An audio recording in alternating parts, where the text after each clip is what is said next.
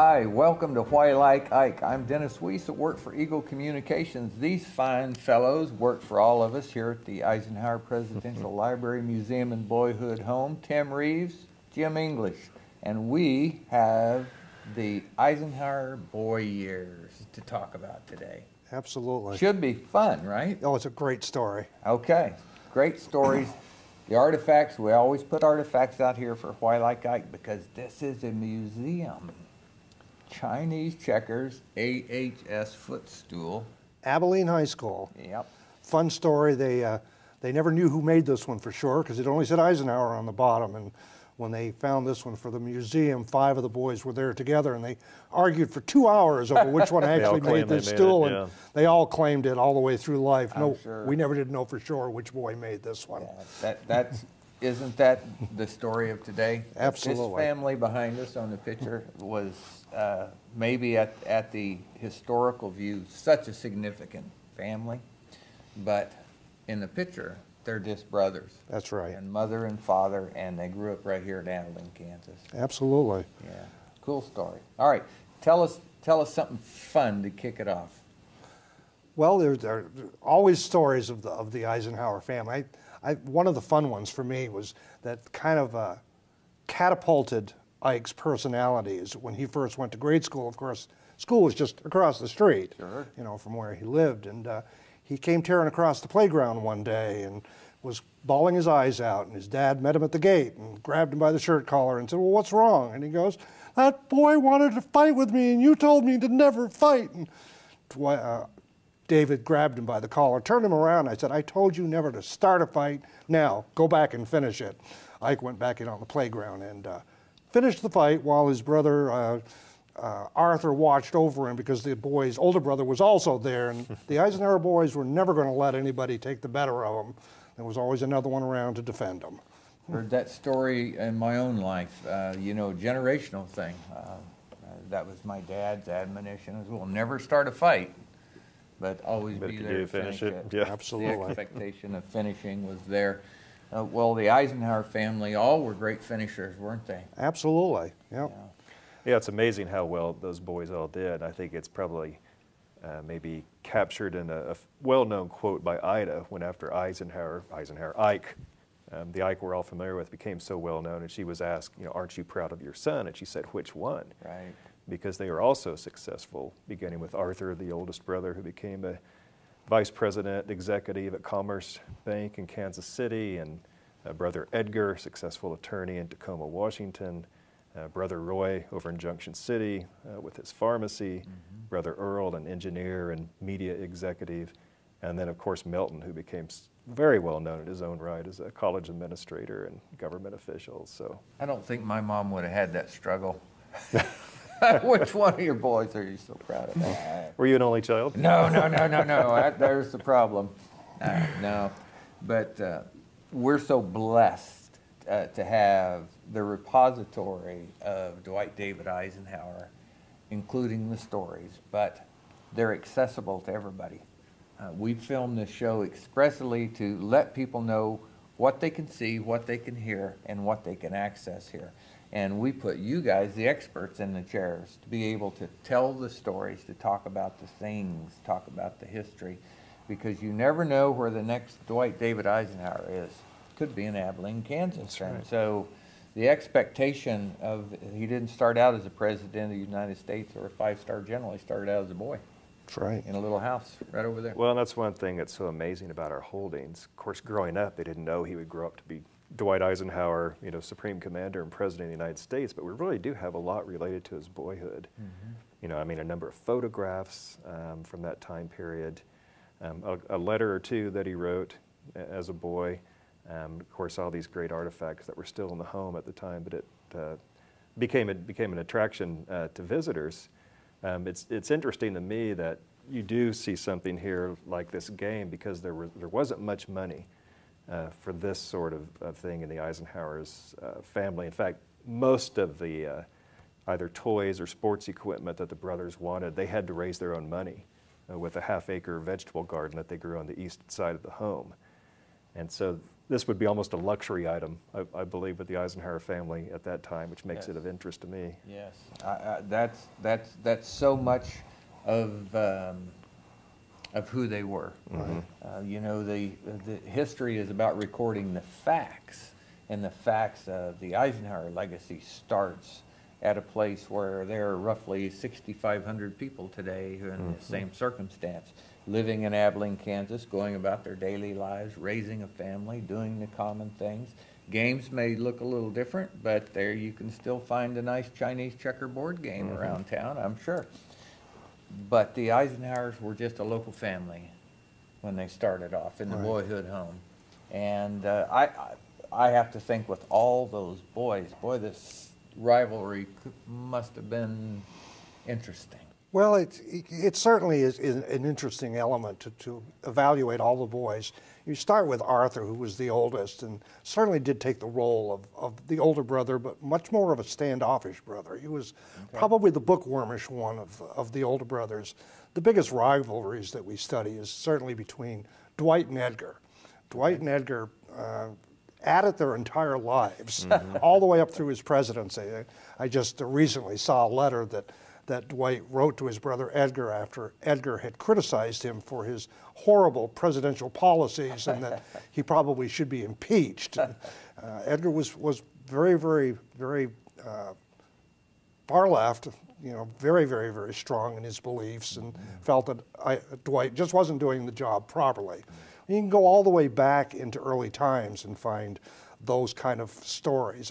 At one point, two of the boys always cooked the Sunday dinner. It's one of the wonderful things I love about this family is that Ida taught all 6 of her boys how to mend their own socks, how to repair their clothes, how to cook on an old coal-burning stove.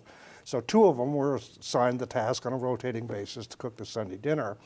And one time that they were supposedly preparing the dinner, got into a tussle, and were literally duking it out on the floor in the kitchen, and Mom was standing there, and Milton came into the home and got all upset because his brothers were going to hurt each other, but Ida grabbed Milton by the collar and said, nope, stand back, just let them have at it, they'll solve it for themselves. And that's kind of the way the family operated. They certainly always looked out for each other. The rivalry on the sports fields between Edgar and Dwight, some of the huge rivalries. How far apart were they? A year. 1 year. Just a year. And Edgar was clearly envious of his younger brother's success. And you could see it in those letters that Jim referred to, where he's very critical of him politically. And of course, Edgar was part of the old guard of the Republican Party, you know, which had really contested his brother, you know, for the nomination that year, which is another interesting point of contention between the two men. And Edgar liked to talk about how he was the first Ike, and that was his nickname, and then his little brother became better known. So they were just, you know, almost anywhere he could. I think Edgar liked to take a dig at Ike, the better known Ike. In 1926, one of the 2 famous pictures that we have of the boys all lined up together in the same order, one in 1902, one in 1926. Ike had just graduated from the Command and General Staff College. Right behind you there, Jim. That was taken at the same time that this picture was taken. Yeah. I think we saw that in the Boyhood home. That's right. That's right. Ike kept needling Edgar all the time. Now, by this time, Dwight was 36 years old, Edgar 37, and Edgar was constantly trying to steer away from Ike because Ike had roused his ire at his brother, saying, I can beat you. Let's go fight. Let's go out and wrestle. I can fight. You know, I can beat you. And Edgar kept moving away from him because he knew at that age that probably I could beat him, and he wasn't going to have that.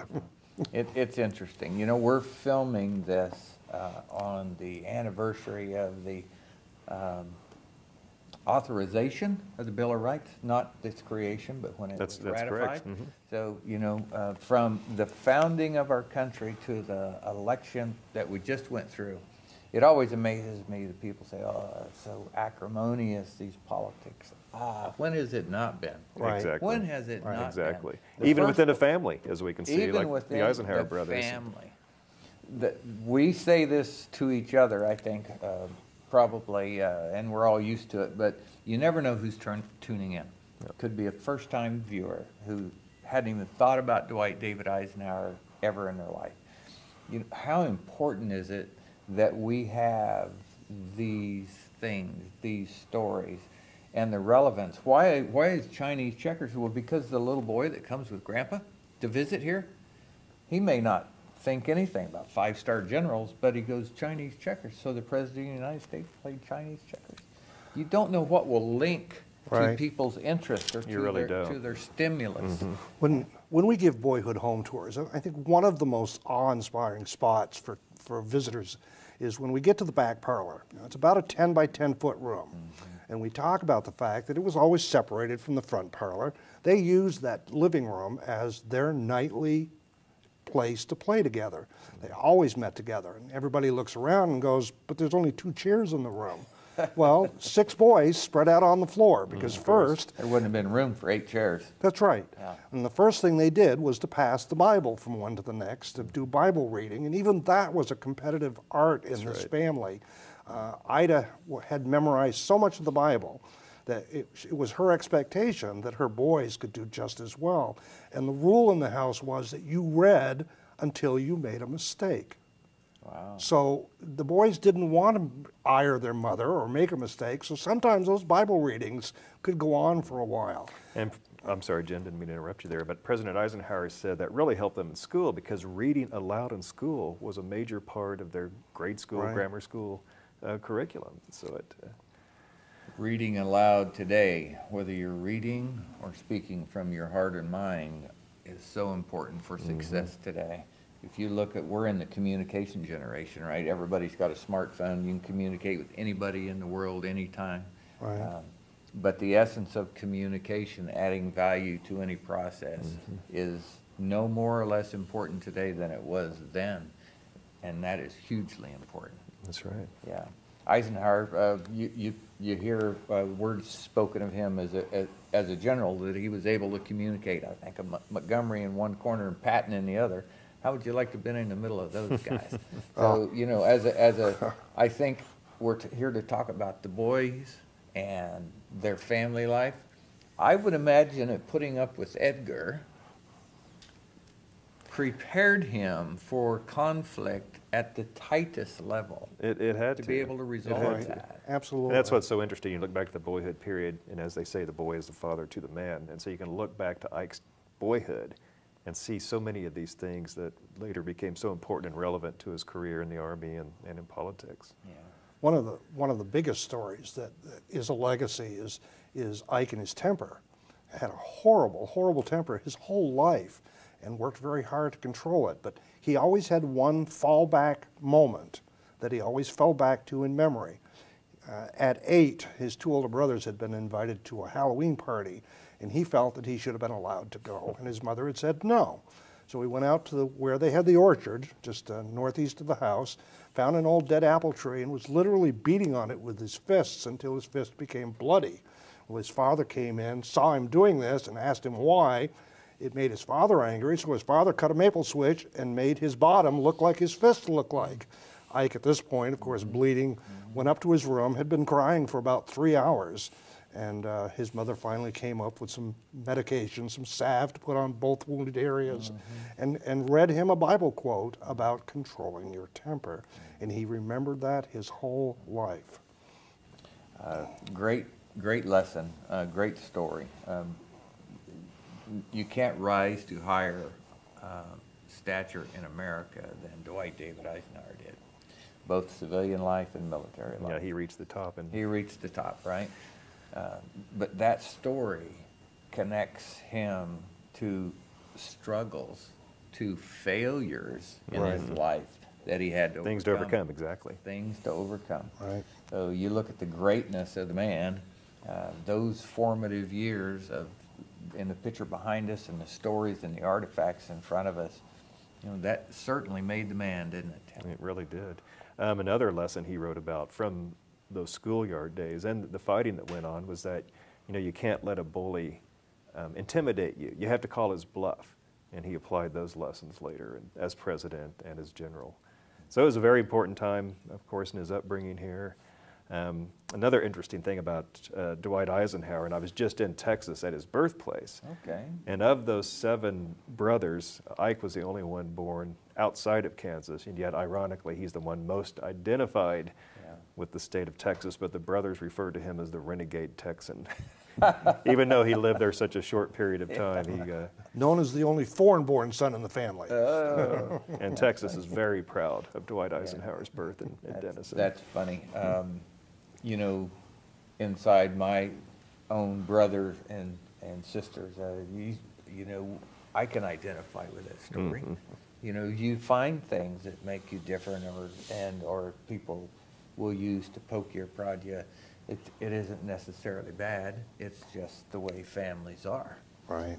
I think the value of this opportunity is to say, common man, uncommon ending. Yeah, that's a very good way to phrase it. Yeah.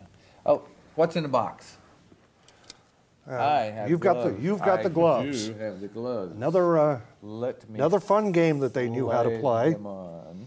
They I think I could guess by the size of it. I'll bet they're little square things. They are. See if Dave can get a shot at dominoes. Yes. My grandma loved dominoes. We would play it at her house all the time. Don't recall ever winning a game. So tell us about dominoes.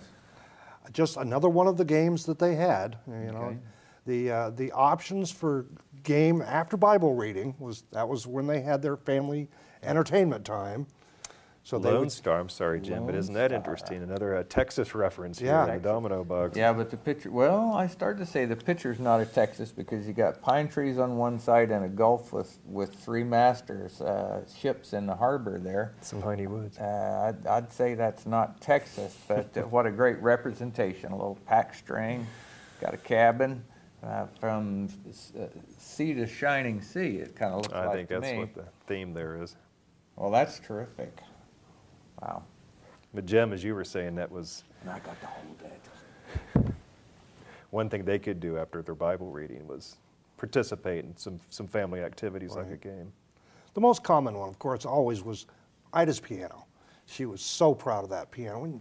When you recognize what she paid for that as a 21-year-old, 2 years before her marriage, had inherited some money from her own grandfather and spent $600 to have that piano hand custom made. Huge sum at that time. You know, translatable today, about $16,000 in today's dollars.